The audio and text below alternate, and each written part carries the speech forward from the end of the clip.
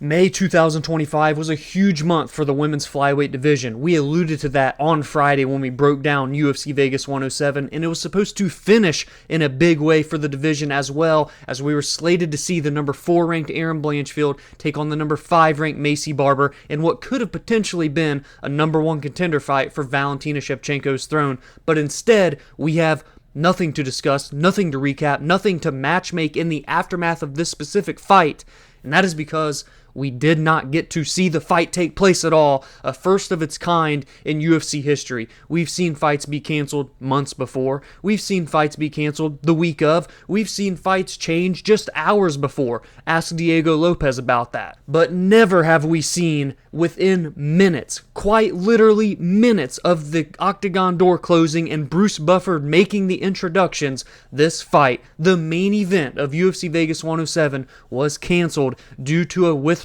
of Maycee Barber. What does this mean for both of these fighters? What does it mean for the women's flyweight division? We're going to discuss that right now. The stage was set. 9 fights had completed. Pretty good fights overall for the most part. Some fun scraps, some good finishes, some good takeaways that we're going to talk about here in today's video. But then we awaited the main event.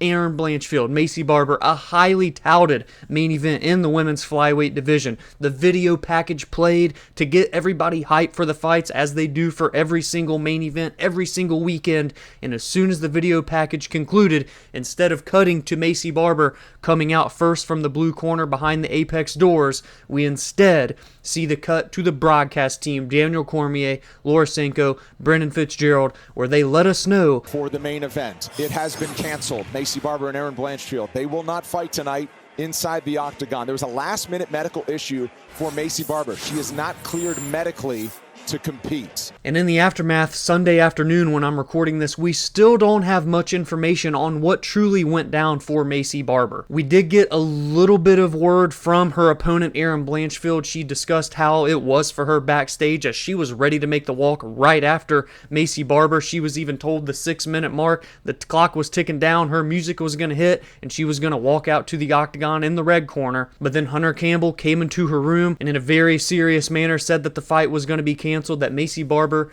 was having a seizure. That is what Erin Blanchfield alluded to and said Hunter Campbell told her. Again, we still don't know with 100% certainty and accuracy at the time I'm recording this at 1 p.m. on Sunday what happened with Maycee Barber. But what we do know is that on Friday for the weigh-ins, she missed weight by half a pound and did not make the decision to continue cutting that extra weight. So she was forfeiting 20% of her purse to her opponent, Erin Blanchfield. We know that last year in the aftermath of UFC 299, Maycee Barber was hospitalized for nearly 2 weeks with numerous infections and still to this day doesn't quite know what exactly went wrong. So it's been a very long road back to the octagon for Maycee Barber and what would have been nearly 15 months since her last fight at UFC 299, and she was unable to make the walk. Something that Erin Blanchfield had alluded to during media day earlier in the week. She was just hoping that Maycee Barber would get into the cage, and it turns out that she was unable to make it to the cage just minutes before. So first and foremost, without knowing all of the information, my hat is off to Maycee Barber. I hope that she can recover and that she can get back to 100% health with whatever issues she was going to in the back. And for Erin Blanchfield, honestly, I feel just as bad for her. You're talking someone who went through an entire training camp, said she knew about this fight since January. So literally the first 5 months of her 2025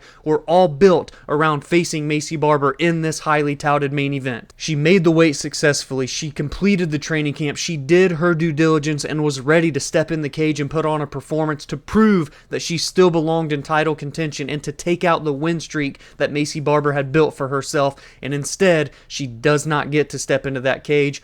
Albeit, we did learn on social media last night that she did get her show money and her win money, which is great for Erin Blanchfield considering she did everything she had to do and checked all the boxes for her sake. But she still didn't get to go in there and compete and prove that she belongs still in the title contention talks in a very stacked flyweight division that just had the title be defended a few weeks ago at UFC 315, that just had Natalia Silva defeat former champion Alexa Grasso to catapult herself to the #1 spot in the division, that just had Jasmine Jasdavicius finish the former champion Jessica Andrade in the first round to launch herself to the #6 spot in the world.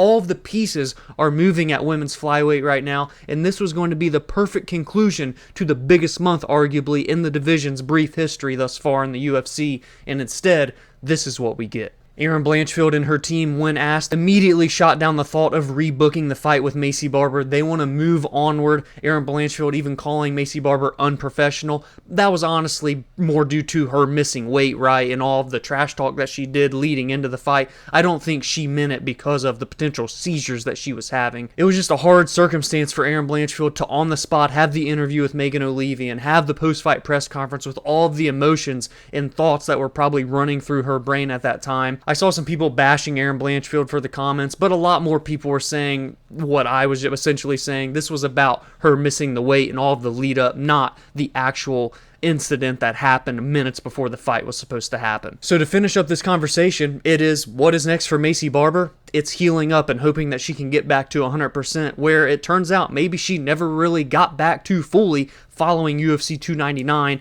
And for Erin Blanchfield, thankfully, I think it's pretty easy. There's two pretty clear-cut names to do, and I think it even clears up what happens next for Valentina Shevchenko, who was in the Apex on the broadcast booth in the post-fight show up top, ready to talk about the aftermath of this fight. I think we will 100%, well, let's say 98% to leave us a little leeway, we'll be seeing Zhang Weili move up to 125 pounds for the super fight of all super fights right now for women's mixed martial arts and challenge Valentina Shevchenko for the women's flyweight championship. And for Erin Blanchfield, I think that means one of two options. It's Natalia Silva, who just launched herself to the number one spot after beating Alexa Grasso and is 7-0 in the UFC, or it's Jasmine Jasudavicius, who on that same night took out Jessica Andrade and has won 4 or 5 fights in a row now herself and sits at number 6.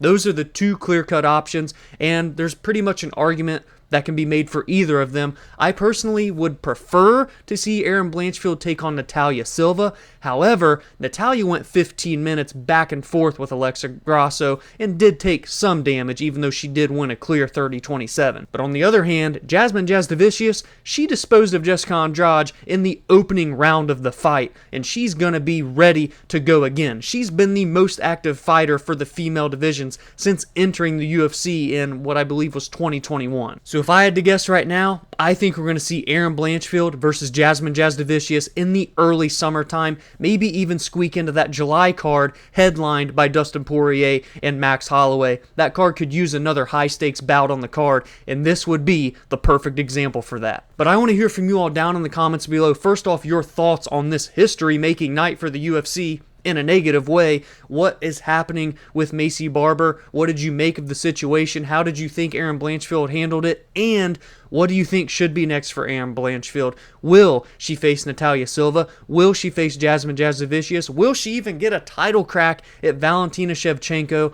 And of course, will we see the super fight between Valentina and Zhang Weili? Even though we didn't see a fight, there are a whole lot of questions to ask in the aftermath of UFC Fight Night. Klein versus Gamrot. And speaking of Klein versus Gamrot, the true main event of the card, let's jump into that one right now. One of the most random fights in recent memory for the UFC, the number 7 ranked lightweight in the world, Mateusz Gamrot, versus the unranked surging, albeit, Ludovit Klein on the outside looking in. And in the aftermath, one of the more unexpected random matchmakings of the UFC had one of the more predictable results in my opinion, Mateusz Gamrot by decision. Because in this fight, we saw 3 judges score the fight, 30-27 across the board. Mateusz Gamrot not only outstrikes Ludovit Klein 142-85, but he destroys the then 95% takedown defense of Ludovit Klein by landing 6 takedowns in this fight. 8 minutes and 45 seconds of control time. Outside of a few decent shots that Ludovit landed in the 3rd round, this was all Mateusz Gamrot, all 15 minutes. And in hindsight, this is what we should have expected. I'm pretty sad at myself for not even betting Mateusz Gamrot by decision, and I believe it was minus 110, nearly even money. Instead, I tried to dabble and get cute with it and bet him by finish. I'm an idiot. Mateusz Gamrot simply proved that there's levels to this game and that Ludovit Klein, yes, he is good. Yes, he was surging. Yes, he was on his way to breaking into the top 15, but he didn't belong in there with the number 7 ranked lightweight in the world. It's that simple. I'm fine with fighters getting opportunities to bounce in and catapult themselves into relevancy and into the rankings, but this big of a jump at this specific time of the lightweight division, it just didn't make sense, and now Ludovit Klein has been kind of just knocked down the totem pole, for being quite honest with you. And Mateusz Gamrot should absolutely be awarded for risking his number next to his name, for risking a potential win streak that he now finds himself on, for risking just where he has built himself and all of the high-level names that he has fought for no real reward, honestly. And there are names out there that he can fight. The question that I posed on social media was, will we get a rematch between him and Arman Tsarukyan if, that's the big thing, if Justin Gaethje and Paddy Pimblett gets made, since those are the rumors that are floating around out there. Now, originally, I wanted to see Arman Tsarukyan take on Justin Gaethje. I felt that that was the fight that made the most sense. Those are the two clear-cut number 1 contenders behind Charles Oliveira. We know that Islam Makhachev is moving to welterweight, so Ilia Topuria is now fighting Charles Oliveira at International Fight Week this month, at the end of the month, I should say, which left the door open for some of these names that we're discussing here. So these are kind of how I would matchmake. I'm not going to say no to Gaethje versus Paddy Pimblett. That is just an electric factory of a fight for any UFC fan. However, I wouldn't say no to Arman versus Gaethje. I wouldn't say no to Arman versus Paddy, which means I wouldn't say no to Mateusz Gamrot running it back with Arman, taking on Justin Gaethje, or taking on Paddy Pimblett. Those are the 4 names that need matchups right now in the top of the division. So however which way you want to match them, that's what we do next. What would you do? Let me know down in the comments below. Do we see the rematch between Arman and Mateusz Gamrot, one of the best, most high-level mixed martial arts fights of all of 2022? Do we see fresh matchups like Gaethje versus Paddy, Gaethje versus Mateusz, Paddy versus Arman? I mean, that's the beautiful thing. Most of them are fresh matchups if we don't do, obviously, Arman and Mateusz's rematch, but it's years removed. They've had multiple fights since then. That's when rematches are justified, not when they fought 1 or 2 times and it's like 1 or 2 years later. So I'm very curious what the UFC is going to decide to do in the War Room Tuesday. You can't really go wrong with any of those combinations, if I'm being quite honest with you, and one big win for any of them launches them in as the next man up behind Ilia Topuria and Charles Oliveira. Ramiz Brahimaj had a nasty first-round submission over Billy Ray Goff, and he cashes one of the biggest underdogs of the entire card. He improves to 12-5 overall, which isn't obviously the prettiest of records, but every single one of those 12 victories that he has are by way of stoppage, 11 of them by way of sub, and 1 knockout. He's 32 years old, right in those prime years, and for what it's worth, he's won 3 of his last 4 fights, with the only loss being to Themba Gorimbo. He is a very fun prospect to keep your eye on in the outside looking in of the 170-pound weight class. Hopefully we can see some more activity out of Brahimaj, and I know he's going to deliver fan-favorite fights. That is a guarantee. Not to mention, he had a beautiful post-fight interview with Daniel Cormier. He said at one point he had a nasty neck injury that led him to thinking he wanted to retire, but he decided to stick with it, and now he finds himself on a great stretch here in the UFC, again winning 3 of his last 4 fights. He's an electric fighter, and after UFC Vegas 107, he undoubtedly won over many, many fans and cashed an extra $50,000 check for one of the best performances of the night. Dustin Jacoby secured his 2nd consecutive brutal knockout. This time he did it in the very first round in less than 2 minutes time, taking out the then 14-1 Bruno Lopes, who was undefeated in the UFC and coming in from the Dana White Contender Series. At 37 years old, the Hanyak Dustin Jacoby is proving that he is still one of the best kickboxers in the light heavyweight division. We know his credibility that he carries with him from his Glory kickboxing past, and he's been in there with some of the best names in the current state of the light heavyweight division, like Dominic Reyes, like Azamat Murzakanov, like Khalil Roundtree, and now he's on a 2-fight win streak and will be getting a top 15 opponent next, in my opinion, somewhere where Jacoby has already been before, with a ranking next to his name. I think a fight with him and Nikita Krylov, who's coming off of a loss to Dominic Reyes, or a fight with someone like a Volkan Oezdemir would make plenty of sense. It's not a huge jump for Dustin Jacoby, considering he's already been in the top 15 once before. He deserves as much after taking out two prospects back to back. We had, heading into Friday, a very important fight for the women's bantamweight division because it was the number 3 ranked Ketlen Vieira and the number 5 ranked Macy Chiasson, but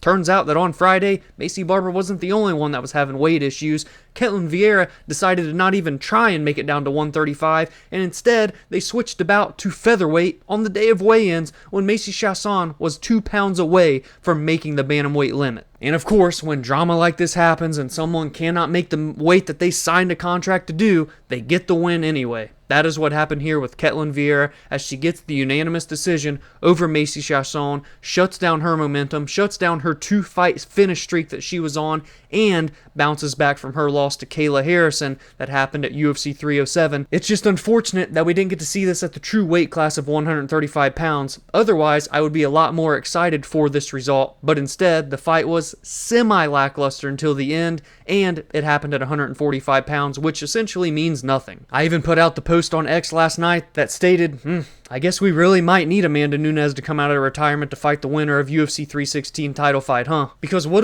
do? Kayla Harrison just beat Ketlen Vieira, so they're not going to run that fight back if Kayla becomes the champion. I guess you could say that if Juliana beats Kayla, you could do Juliana versus Ketlen since they've never fought one another, but there's just not much there with that one. Ketlen has only won one fight, and it didn't even happen at 135 pounds.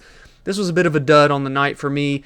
I was excited going in because we need more ranked fighters fighting each other in this women's bantamweight division, and instead, we just get a meaningless featherweight bout. And last but not least, we saw the Monkey King himself, Jordan Leavitt, not do the splits, but he did pull off a pretty good worm in the post-fight interview, and that is because he got a first-round submission over the Ultimate Fighter alumnus, Kurt Holobaugh, and that is the first win for Jordan Leavitt since February of 2023. And his first fight since November of 2023 when he lost to Chase Hooper. No activity for the Monkey King in 2024, so a big reintroduction for himself. Still at just 29 years old, about to enter his prime, 12-3 overall, finished 9 of those 12 with 7 of them by way of submission. He is a fun fighter. He's had big finishes in the UFC. When he's lost, he's been in fun fights with Paddy Pimblett, with Chase Hooper. So I still believe in Jordan Leavitt. I'm just not quite sure what exactly his ceiling is. What is his potential? I'm going to still need a couple more fights to get a general idea, especially since we hadn't seen him in over a year and a half. So that is it for the UFC Vegas 107 recap. Be sure to let me know down in the comments below all of your thoughts on the drama surrounding the main event with Maycee Barber pulling out just minutes before the fight was slated to go.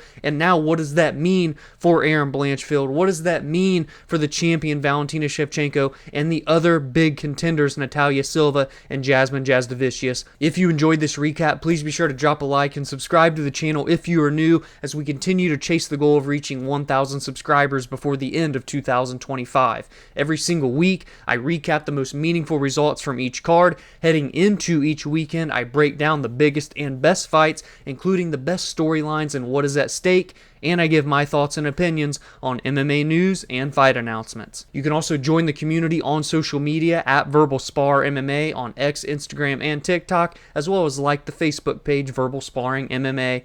And lastly, you can follow on your favorite audio listening platforms such as Spotify and Apple, where every Monday and Friday podcast episodes release there. Have a great week, and I will see you all in the next video.